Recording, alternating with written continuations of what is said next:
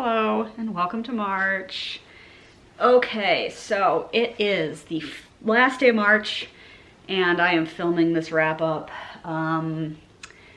because obviously there's no way I'm finishing another book this month. So I'm just gonna dive right into it. I guess we'll do them, let's do them in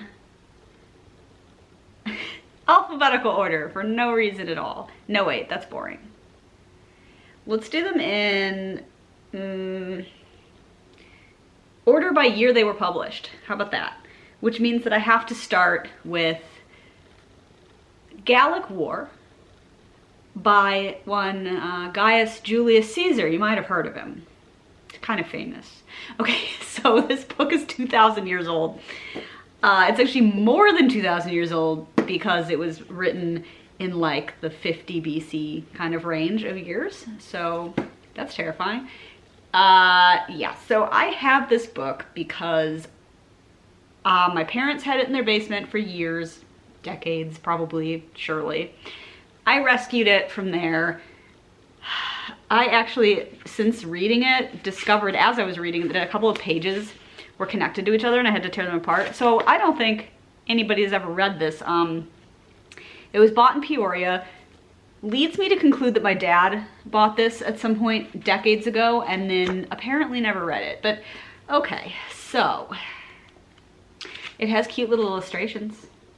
This book was boring, I'm sorry. Look, okay. I don't know that I was necessarily expecting it to be that interesting, but I guess I was hoping to learn more than I did about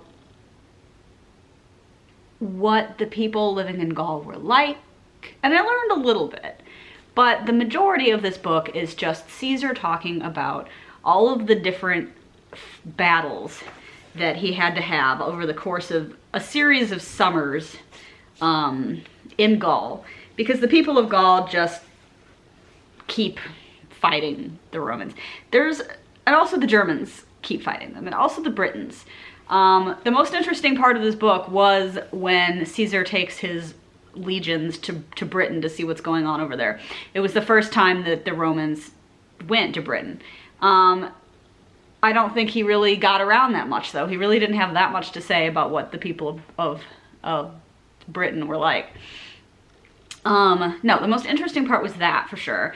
And, you know, we got a little bit into what the Germans were like and how they were different from the Gauls and stuff, but my main impression from this book was that there were about 20 gazillion different groups of people in Gaul with hard to pronounce names, most of which I'm assuming are not what they called themselves. And I mean, I could be wrong, but there wasn't really any information in this book to indicate whether, you know, these were names in their languages or in Latin. And they were mostly just like running around somewhere in France or Belgium or Austria, and I didn't quite know where most of the time because they were always talking about different rivers that I don't exactly know where they are, and it was just boring. Okay, I read it because I thought it might be vaguely interesting, and I thought I might learn something. I guess I learned something that I shouldn't have read this book. Oh my god, it also took like over a week, and it is not long. It's a tiny little book with fairly large print, and it still took me forever. Okay. But it was on my to read for 2023 list, and now I have read it. And now I never have to read it again. All right, so the next in chronological order of publication. Skipping ahead several millennia. Kindred by Octavia Butler from 1979. Okay, this was another book from my list, and this was much better. This was excellent. Okay, Kindred, like, was so good. Okay, so this is historical fiction and sort of sci-fi. It's like, I'm thinking of it more as historical fiction because the sci-fi element is that she starts traveling in time and doesn't know why. But besides that basic kind of quantum leap-esque, it's not quantum leap, I just wanted to mention quantum leap, type of premise, besides that, it's just historical fiction. So the main character is this young black woman living in the 70s, I guess. Oh. They did say what year, I've just forgotten. But yeah, the 70s. And, you know, she's living just like a normal, boring life with her husband. And then one day she is transported suddenly to the past. And this keeps happening. And she discovers that what's happening is that she is being transported to the past to prevent the death each time he almost dies of this ancestor of hers. I mean, she realizes by recognizing his name, must be an ancestor. So the first time that she's brought to him, he's a little boy drowning in a river. Here's where it gets fraught, though. It's not like, oh, he's her ancestor. It's like, oh yeah, he's her ancestor, but he's also going to inherit a plantation in Maryland once he grows up, you know, from his father who owns people because it's 1830 or whatever. Yeah. So it's a whole exploration of, God, I don't even know how to describe it because it's so well done. But this character has, what was her name? Dana? Dana has to, like, survive in the past. She figures out which woman also is her ancestor, who is the woman who she had heard of by name. And, you know, she kind of like figures out, oh, this must be okay. And that all gets like, oh boy, that gets messy. The relationship between these two ancestors of hers is not good, understandably. And it's so complex, and the way that she feels for this ancestor of hers, this white ancestor of hers, is really complicated and interesting, and it's also just about her like surviving and learning what it was like in that time and place for Black people predominantly. And also, I've never heard anyone mention this, but she's got this husband in the present, right? And he's white. And so at one point he accidentally travels back in time with her because he's touching her when she gets like dragged back. Anything she's touching like will come with her. So like her clothes will come with her. They start packing her a bag, like a go bag basically, so that she can have some stuff with her like aspirin. And anyway, so one time he's touching her when she gets dragged back. So he gets dragged back with her, and then everything goes kind of to shit. Also, because then it's like, oh my God, he ends up stuck in the past for a while. Plus also time works differently, so she keeps spending like months or whatever in the past, and then it will have been like 2 days in the present, which is convenient, I guess, in some ways. It's really good. It's really good, and I read it super quickly, and I just loved it. That is the first Octavia Butler I have read. I fully intend to read more by her. I just felt like this was a good place to start, because I know it's a standalone novel, and that's always like helpful. I don't know where I'm gonna go next, but I'm definitely gonna read more by her. So read Kindred. Next, we have Beating Back the Devil by Merrin McKenna from 2004. Oh boy, okay. This was an audiobook, and this was about epidemiology. So basically the CDC has a branch called the EIS, which is the Epidemic Intelligence Service. And essentially, like, they train people, and then the people work for them for a couple of years as agents, and they can essentially send them to all around the country and to other parts of the world to investigate outbreaks. Now, I said this is from 2004, so this is definitely an interesting book to read in the post-COVID world that we live in now, but obviously I want to make it super clear that it is an interesting book, but you're obviously not going to learn anything about COVID. I also don't know how accurate it is to how things are done now, since it has been 20 years, but who knows. You learn some about the history of the, I wish that some of the sections had been longer. I wish that we'd learned more about the overall fight, you know, against these different outbreaks, but it was a lot more about just the initial discovery of them. So for example, I was pretty disappointed with how short the chapter on AIDS was, because it was like nothing. I was like, okay. But this is interesting. Also, here's the funniest thing about it. Okay, so I'm like going on Goodreads to tell it that I finished this book. It turns out that I've read it before in 2012. And I had fully forgotten. Like, I had completely deleted this memory. So maybe it was not the most memorable book, I don't know, but apparently I just completely forgot it. But I did think it was fine. Like, it was a good book. Yeah.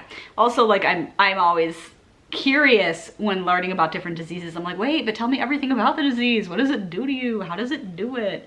And this book is not really about that. Okay. Next, Gentlemen of the Road by Michael Chabon from 2007. Here it is. I still have it. It's a library book. I just finished it yesterday, which is why I still have it in my house. This book was fun. It's historical fiction, and sorry, I'm looking at the back where there's praise for Michael Chabon, and this one quote is like, he's simply the coolest writer in America. Okay. Okay. This is historical fiction, and it's about a couple of gentlemen of the road. They're basically guys who travel around largely in, I want to say, kind of like the Caucasus, Turkey, I'm making up words, that general area of the world, and I guess Western Asia. Making their way, you know, and they kind of trick people out of money sometimes, or they get hired to bodyguard somebody or whatever. So they end up involved in this thing where they're trying to help, reluctantly, trying to help this son of the recently murdered Bek of Khazaria, to reclaim the throne, and it's kind of complicated. And they also don't really want to do it, but they just kind of, each step along the story just kind of brings them closer to being involved. So they're like, ugh, okay. Also, it has illustrations, but I need to find one that I really like. Let's see. Well, this is fun because there's an elephant in it. Okay, there's elephants in this book. I guess you could tell because of the cover. Also, there's a not terribly enlightening afterword. I wish he'd talked more about like the history that he was basing this on, like. But he does say that I find very entertaining, the original working title to this was Jews with Swords. And I wish he'd kept it. Like everything, I think, so far that I've read by Michael Chabon anyway, it is about Jewish characters. And so this is kind of an interesting look at like the different kinds of people traveling, being in this, like, I'd heard of Khazaria. It was this empire which was in, oh boy, I'm bad at maps, because I just don't look at them as much as I should. But some of it, roughly the area of like Ukraine, possibly, I don't know, here's a map. It's the pink. So if that means more to you than it does to me, then you're better than I am. But yeah, I mean, like, it goes over here into Kiev, which I know is in Ukraine. I guess Ukraine is here, right? So it's further east, mostly. Anyway, I don't look at maps, okay? Which is, I should, but okay. Anyway, whatever, that's where Khazaria was. And I have heard of it because it was famously Jewish, which is kind of not normal for a big empire, but I don't know, they were just doing their own thing. But it was a fun book. Like, it was for sure a fun book. Lots of adventure. The characters were troubled. All right. I read a lot of books this month, by the way. 7 books. Honestly, that's like very good for me, so I don't know what's going on. Okay, years. The next year, 2013, Abaddon's Gate by James S.A. Corey. Okay, this is book 3 of The Expanse. My reread continues apace. I love Abaddon's Gate. This is one of my favorite books of the series. I just really like the set pieces, you know? I love all the creepiness beyond, like, what's beyond the gate, what's going on over there. I love the part where all of the ships are forced to suddenly slow down to incredibly slow speeds and everybody gets completely smashed up. I just really enjoy it. I like all of the characters. Like, Clarissa is, like, so unhinged. Love it. Love that. Love Anna a lot. Like, she's one of my favorite just like random characters who's in these books. And I actually really like Bull too.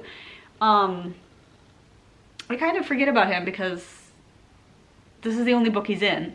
I mean, it's also the only book Anna's in, but I don't know. She was anyway, I love both of them. Yeah, and there's just like so much going on.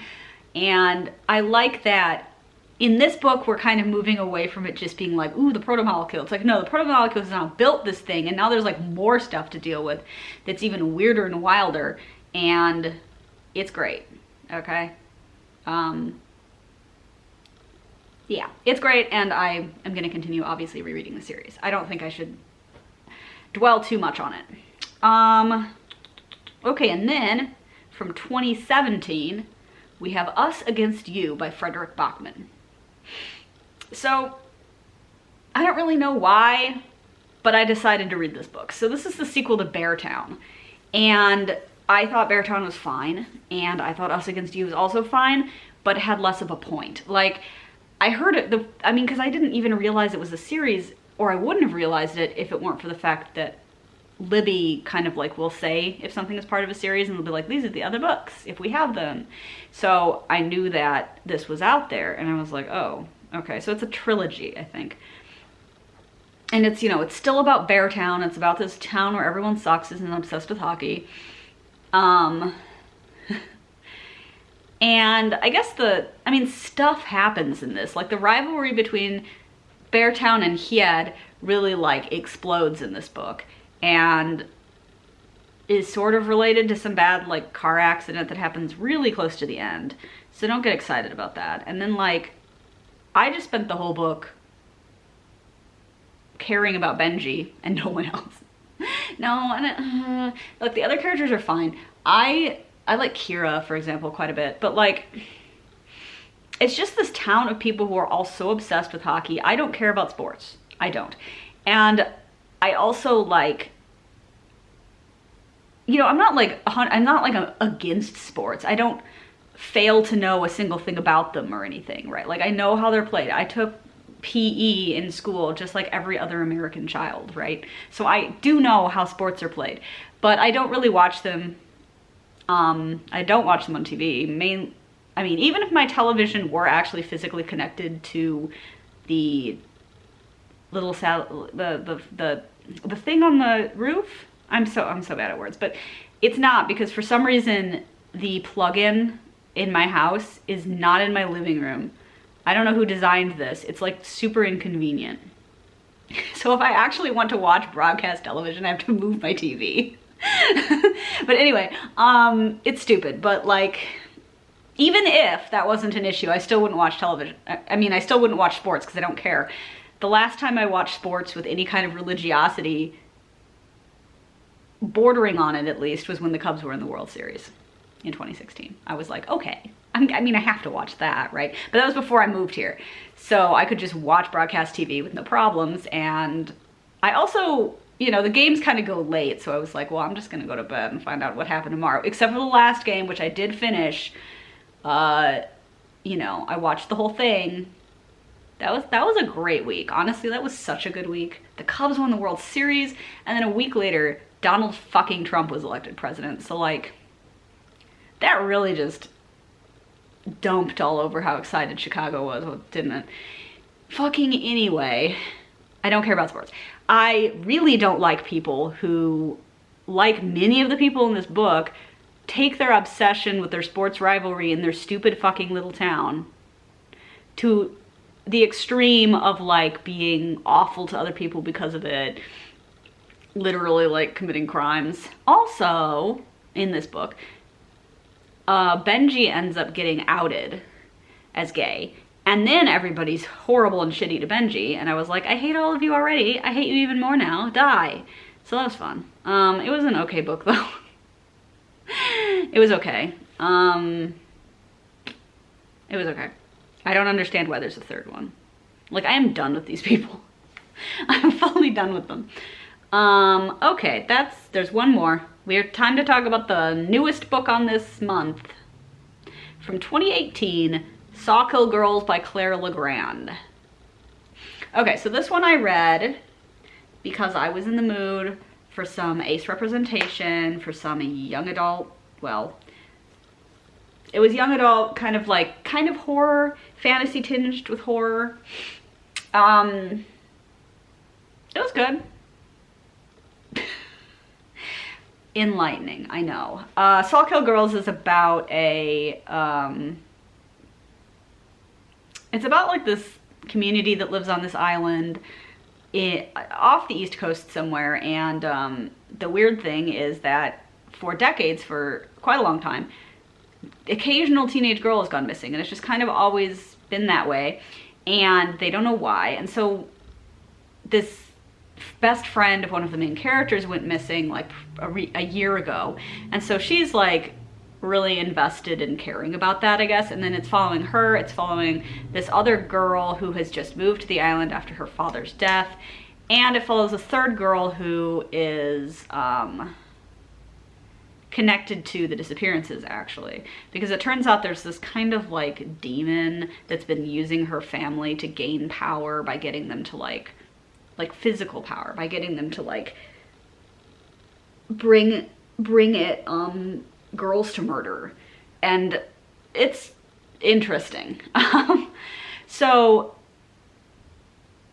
the first main character that I mentioned is the asexual one. I liked that aspect of the story, and the way in which it was kind of complicating her relationship with her ex-boyfriend, who she's still really close with.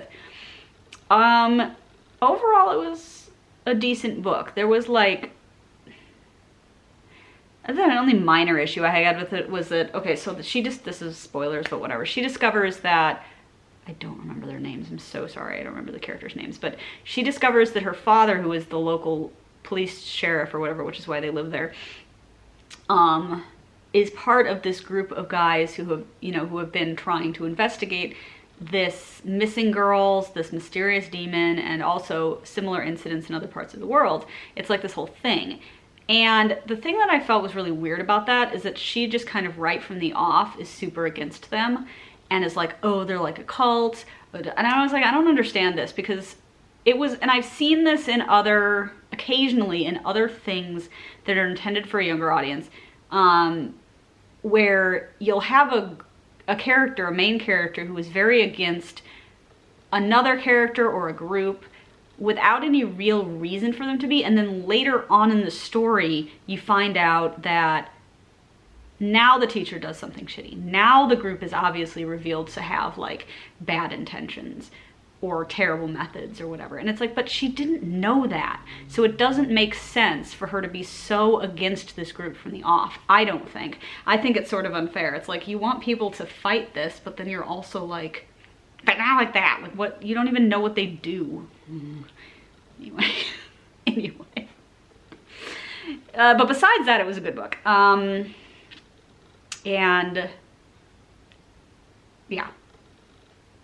A little dark, a little creepy, but overall it was decent. So yeah, the March was a successful reading month for sure, and I mean, here's hoping April will be as well. I have a vacation that I'm taking in April, which is probably going to disrupt my reading abilities a little bit, but it shouldn't be too big a deal. I'm just happy to have read 5 of the books from my list, as of now.